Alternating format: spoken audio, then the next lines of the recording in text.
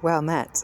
I was just doing the astrology for my circle for tonight. I run a weekly starseed circle, both online and in person, for people who like to understand what's going on in the heavens above and use that energy, connect with that energy to connect with the ground beneath and to restore and heal themselves. And when I was running through the positions of everything, I was amazed. I thought, my God, I have to share this, because I know that a lot of the energy, the message out there in the community is that April is going to be a difficult month. And I have just, for me, I've just thought fire horse, fire, absolutely loads of fire, loads of initiation. I haven't really thought about it much more than that, because I prefer to go literally day by day, if I'm honest. Day by day, because everything, I want to enjoy all the moments. But anyway, so I did the astrology, obviously, for tonight. I've said so. And we've got this many planets in Aries, which is extraordinary.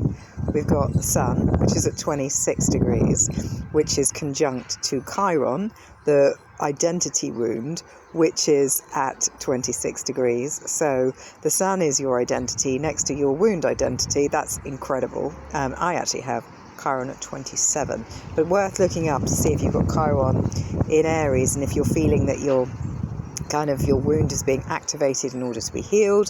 Then we've got the moon also in a fire sign. So the moon is your emotions, and you've got that in fire. So that is really cleansing. That's sacred fire. So it's all about kind of moving through things quickly and seeing them for what they really are, and then letting them go so that space can be available for more things to be created.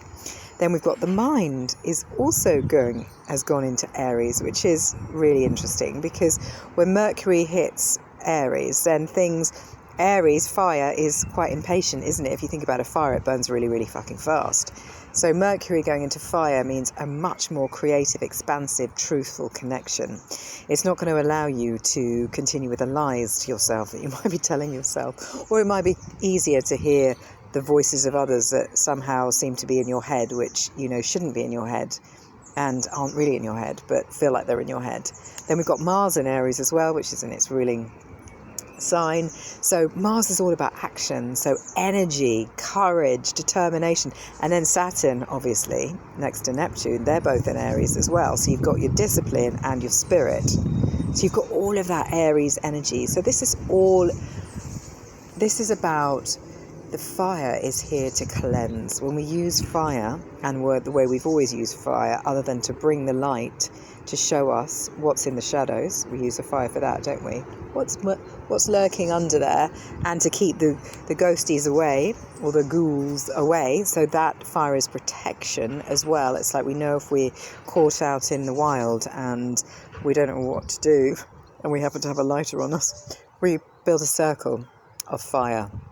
And you keep that around you all night, and you will be safe, because there's an instinctive reaction about fire of knowing that it's a warning. And that's why it's on a lot of kind of, warning labels. It's got like a fire sign. So that's interesting. So you've got this kind of ending, protection, destruction, creation, protection of the truth, highlighting the truth.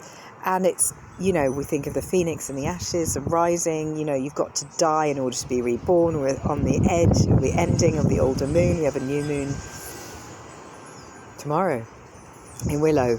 So today is actually really auspicious. So this is like the final day of older. If we're on the 16th, I think we are on the 16th.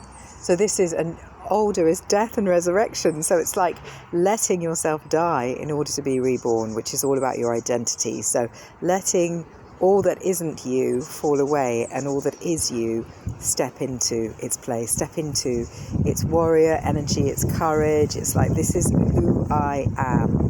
And it's not going to feel very safe, this rebirth, but you're not going to be able to stop it anyway. It's going to be kind of like, fuck, I can't hold back anymore. I can't compromise. I can't pretend. I just am who I am.